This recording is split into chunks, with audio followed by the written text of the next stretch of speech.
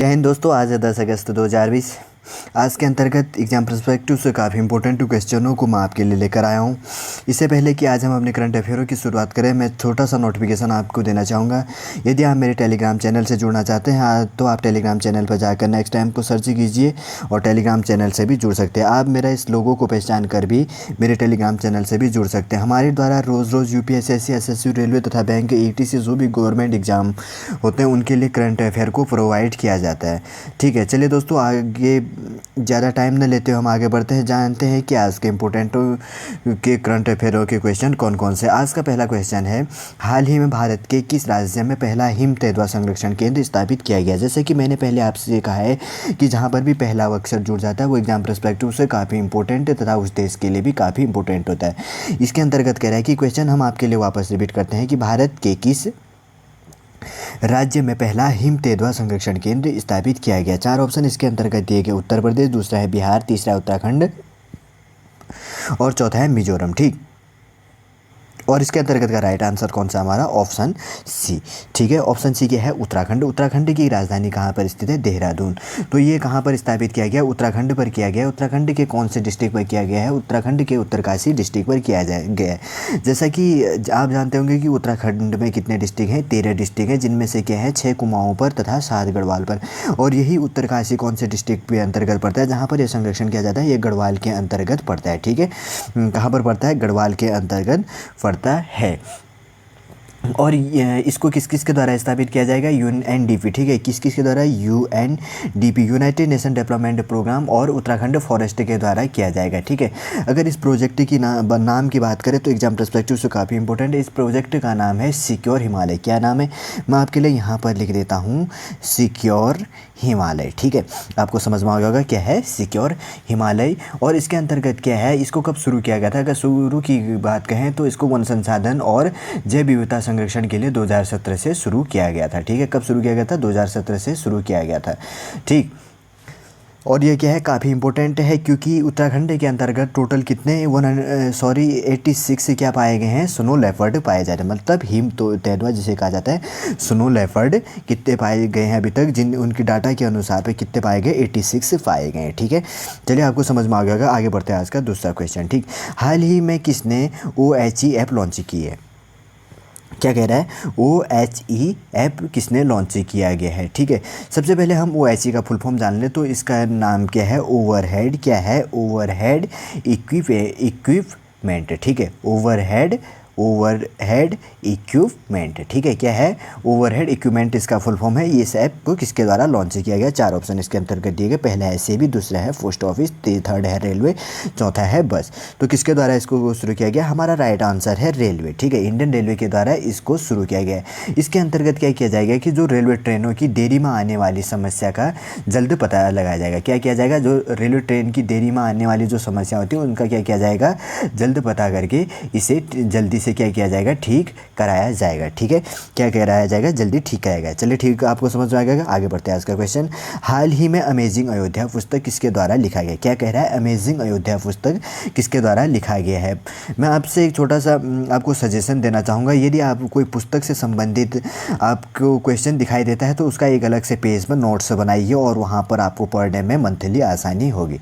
ठीक है, आपको समझ में आ गया। आगे बढ़ते हैं, क्वेश्चन क्या कह रहा है, अमेजिंग अयोध्या पुस्तक किसके द्वारा लिखा गया। 4 ऑप्शन इसके अंतर्गत है, पहले है नीना राय, दूसरी है उदित कुमार, तीसरा है बंसल राज और चौथा है गौतम सिंह। ठीक, इसके अंतर्गत का राइट आंसर क्या है, ऑप्शन ए। ऑप्शन ए क्या है, नीना राय। नीना राय जी के द्वारा कौन सा पुस्तक लिखा गया है, अमेजिंग अयोध्या पुस्तक को लिखा गया। ये देखिए इसका कवर फोटो, अमेजिंग अयोध्या करके नीना राय यहाँ पर योगी, इसका क्या है, ये कवर फोटो है। ठीक है, चलिए आपको समझ में आ गया। आगे बढ़ते हैं, हाल ही में सदिया देहलवी का निधन हो गया, वह कौन थी। ठीक है, नाम काफ़ी इंपॉर्टेंट है ये भी, सदिया देहलवी का निधन हो गया, वह कौन थी। 4 ऑप्शन इसके अंतर्गत दिए गए, पहली है लेखिका, दूसरे है कार्यकर्ता और थर्ड है उपरोक्त दोनों और डी क्या है, गायिका। ठीक, क्या है, 4 ऑप्शन इसके अंतर्गत दिए गए हैं। तो इसके अंतर्गत का राइट आंसर क्या है, सी ऑप्शन, उपरोक्त दोनों क्या है, लेखिका और कार्यकर्ता। ये रही सदिया देहलवी, ये रही। ठीक है, कौन है ये, सदिया देहलवी, ठीक है। ये कौन थी? लेखिका और कार्यकर्ता दोनों थी। 2020 में क्या हो गया? इनकी डेथ हो गई। अगर इसकी बात करें तो शाही समा परिवार से थी। किससे थी ये? शाही समा परिवार से ये थी। और इन्होंने क्या किया था? उर्दू महिलाओं की पत्रिका बानों का संपादन किया गया था। उर्दू महिलाओं की पत्रिका बानों का भी क्या किया था? संपादन किया था, ठीक है। चलिए आगे बढ़ते हैं, आपको समझ में आ गया होगा। आगे का क्वेश्चन है, हाल ही में एलआईसी ने यस बैंक से कितना % शेयर खरीदा है? ठीक है, एलआईसी की बात करें तो लाइफ इंश्योरेंस कॉरपोरेशन कहते हैं। और क्या है? यस बैंक हो गया। यस बैंक चौथे नंबर का कॉरपोरेट बैंक है, ठीक है। इसके बारे में भी थोड़ा आगे जानेंगे। सबसे पहले क्वेश्चन को जान लेते हैं। हाल ही में लाइफ इंश्योरेंस कॉरपोरेशन ने यस बैंक से कितना % शेयर खरीदा? क्या किया है कि एलआईसी ने यस बैंक के कुछ शेयर खरीदे हैं। चलिए हम जानते हैं कि कितना % शेयर खरीदा है, ठीक है। पहला ऑप्शन है 4.32%, ऑप्शन बी है 5%, ऑप्शन सी है 4.98% और ऑप्शन डी है 4%, ठीक है। तो इसके अंतर्गत का राइट आंसर कौन सा है? Option A. Option A right answer है। 4.32% एलआईसी ने यस बैंक से क्या करे हैं? उसके शेयर खरीदे हैं। अगर टोटल की बात करें तो एलआईसी ने इससे पहले कितना % इससे शेयर खरीदा था? 0.7% शेयर पहले खरीदा था। अब क्या हो गया? 4.23, ठीक है। कितना? 4.23% शेयर इस बार खरीद लिया। टोटल कितना हो गया? 4.98%। ये देखिए यहाँ पर ऑप्शन के अंदर मैंने भी लिखा है 4.98% शेयर क्या किया गया है इसने टोटल एलआईसी ने यस बैंक से खरीदे। जब 0.75% शेयर इसके द्वारा एलआईसी के द्वारा खरीदा गया था तो उसकी प्राइस कितनी थी? 19 करोड़ का क्या था? वो शेयर था, ठीक है, जब इन्होंने खरीदा था, ठीक। एलआईसी की बात करें तो ये रहा एलआईसी लाइफ इंश्योरेंस कॉरपोरेशन हो गया। इनका इसका लोगो है जिंदगी के साथ भी जिंदगी के बाद भी, ठीक है। और ये देखिए यहाँ पे इसका लोगो इस प्रकार से लिखा गया है। संस्कृत में अगर बात करें तो इसका क्या लिखा है? योगक्षेम वहाम्यहम। क्या लिखा है? योगक्षेम वहाम्यहम, ठीक है। थोड़ा सा एलआईसी के बारे में जान लेते हैं हम। एलआईसी की बात करें तो यह मैं आपके लिए जूम कर देता हूँ। भारतीय जीवन बीमा एलआईसी जिसे कह सकते हैं भारत की सबसे बड़ी क्या है? जीवन बीमा कंपनी है और देश की सबसे बड़ी निवेश कंपनी भी, ठीक है। और यह पूरी तरह भारत सरकार के स्वामित्व में। किसके स्वामित्व में? भारत सरकार के स्वामित्व में। अब इसको भी क्या किया जा रहा है? प्राइवेटाइजेशन करने का काम किया जा रहा है। आगे जैसे जैसे इसका इन्फॉर्मेशन आएगा मैं आपके लिए लेकर आऊँगा, ठीक है। अगर इसकी स्थापना की बात करें तो 1956 पे इसकी क्या हो गई थी? स्थापना होगी, ठीक है। जैसे कि हमने कहा कि इसका मोटो क्या है? जिंदगी के साथ भी जिंदगी के बाद में। और संस्कृति की बात करें तो क्या है? योगक्षेम वहाम्यहम। क्या है? योगक्षेम वहाम्यहम, ठीक है। चलिए आपको समझ में आ गया और जान लेते हैं इसकी क्या है? उद्योग क्या है? ये वित्तीय है। और इसके हेडक्वार्टर की बात करें तो इसका हेडक्वार्टर कहाँ पर स्थित है? मुंबई पर स्थित है, ठीक है। चलिए आपको समझ में आ गया। आगे बढ़ते हैं और यस बैंक के बारे में भी थोड़ा बहुत जान लेते हैं, ठीक है। जैसे कि अभी देखते हैं कि यस बैंक कंगाल हो गया था। इसमें अनेक बैंकों ने अपने शेयर खरीद कर इसको क्या किया है?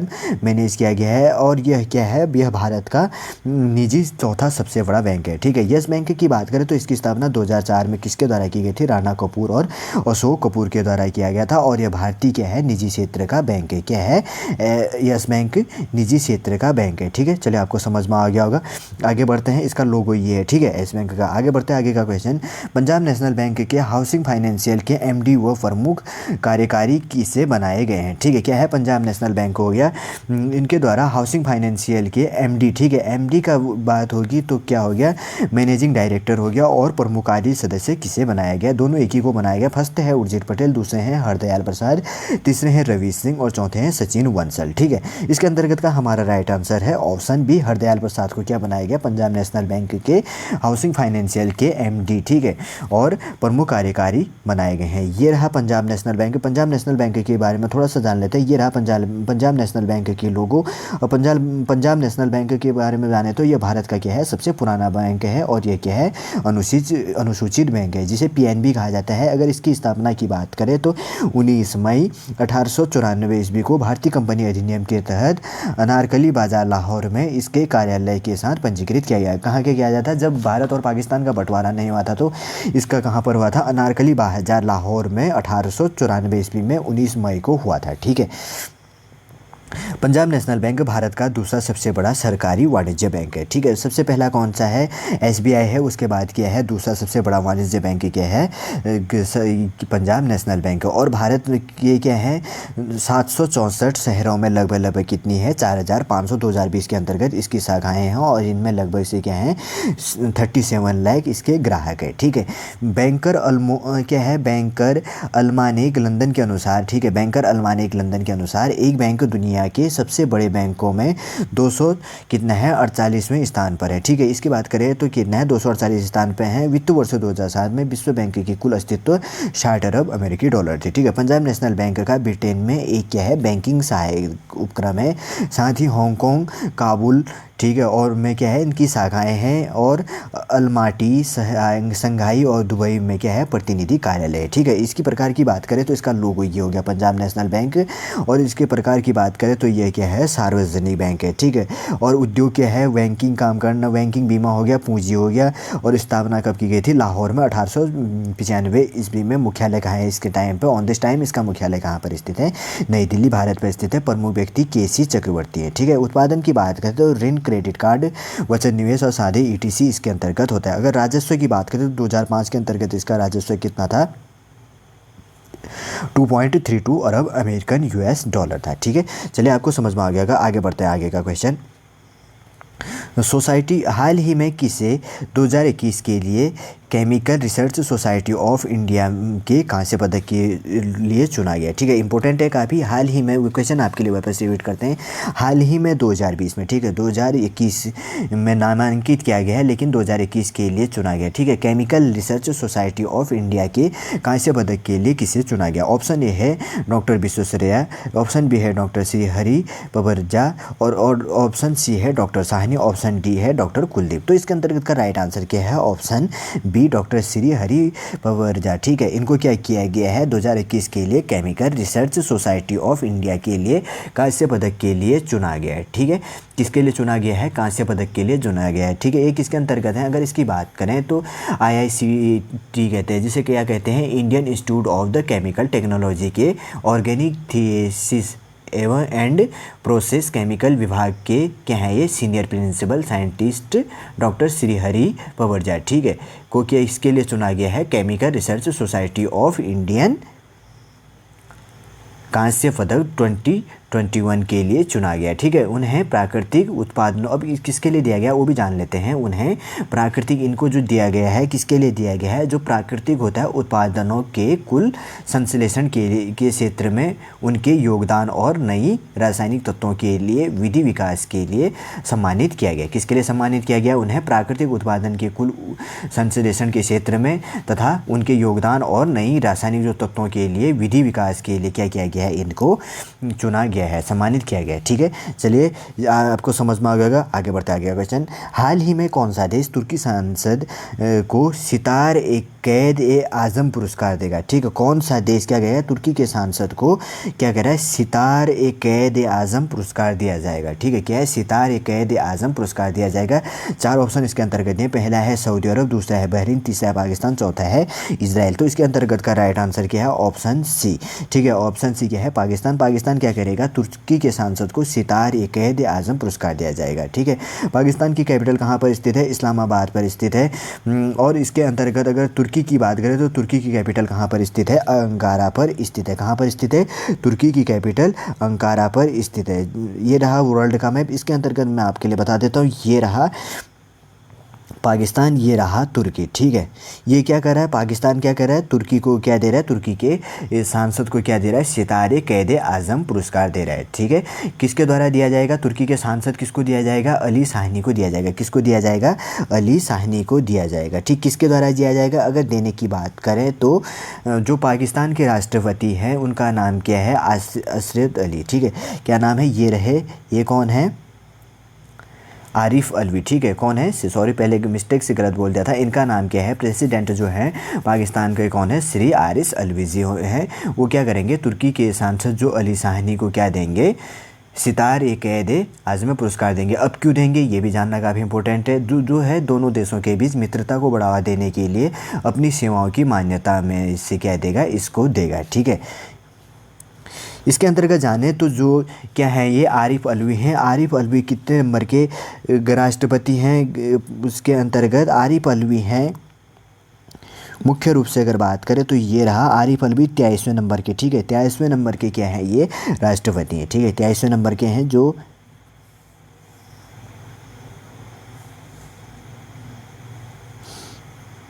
ये हैं। ठीक है, चलिए आपको समझ में आ गया होगा।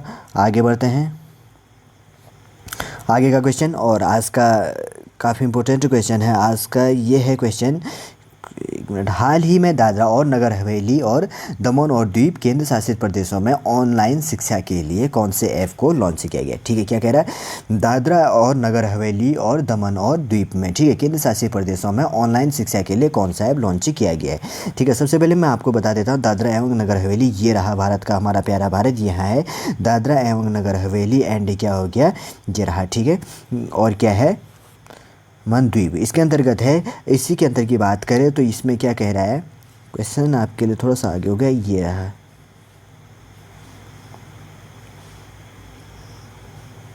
ये रहा ऑनलाइन शिक्षा के लिए कौन से ऐप को इनके द्वारा लॉन्च किया गया। ठीक है, पहला क्वेश्चन है दादरा ज्ञान मित्र ऐप, दूसरा है ई ज्ञान मित्र ऐप, थर्ड है दमन एवं दीप ज्ञान मित्र ऐप, चौथा है भारत ज्ञान मित्र ऐप। ठीक है, इसके अंतर्गत का राइट आंसर कौन सा है, ऑप्शन ई ज्ञान मित्र ऐप, किसके द्वारा, दादरा और नगर हवेली और दमन और द्वीप केंद्र शासित प्रदेशों में ऑनलाइन शिक्षा के लिए इस ऐप को लॉन्च किया गया है। ठीक है, इसके अंतर्गत क्या है कि जो प्राइमरी से लेकर हाई सेकेंडरी तक के छात्रों को ऑनलाइन क्लास दे सकेंगे और टेस्ट भी इसके अंतर्गत क्या कर सकेंगे, वो बच्चे दे सकेंगे। ऐप पर क्या होगा, टीचिंग पोस्ट करेंगे और स्टूडेंट उसको देखेंगे। ठीक है, चलिए आपको समझ में आ गया होगा। आगे बढ़ते हैं, आज का लास्ट क्वेश्चन है और यह काफ़ी इंपॉर्टेंट है। हाल ही में कौन से राज्य ने पिछले वर्ग को 5% आरक्षण देने की घोषणा की है। ठीक है, पिछले वर्ग को, जो पिछले वर्ग जो ओबीसी कैटेगरी के अंतर्गत आते हैं, उनको क्या किया जाता है, 5% आरक्षण देने की बात कही है। पहला हो गया उत्तराखंड, दूसरा है उत्तर प्रदेश, तीसरा है राजस्थान, चौथा है मध्य प्रदेश। ठीक है, इसके अंतर्गत का राइट आंसर क्या है हमारा, ऑप्शन सी। ऑप्शन सी क्या है, राजस्थान। राजस्थान की राजधानी की बात करें तो जयपुर हो गया। ठीक है, राजस्थान को क्या कहा गया है कि कितने परसेंट दिया जाएगा, 5% इसके अंतर्गत आरक्षण दिया जाएगा। कितना परसेंट, 5% आरक्षण दिया जाएगा। किनको दिया जाएगा, जो वहाँ पर क्या है, गुज्जर, रायका, रावड़ी तथा गडियार, जो लोहार है, ठीक है, गडिया लोहार जिसे कहा जाता है, और बंजारा समुदाय लोग हैं, जो गटरिया हैं, उनको क्या किया जाएगा, इतना परसेंट आरक्षण किया जाएगा। ठीक है, उम्मीद करूँगा दोस्तों आज का करंट अफेयर आपको अच्छा लगा होगा। यदि आज का करंट अफेयर आपको अच्छा लगे तो लाइक कीजिए, कमेंट कीजिए और मेरे इस चैनल नेक्स्ट टाइम को सब्सक्राइब कीजिए।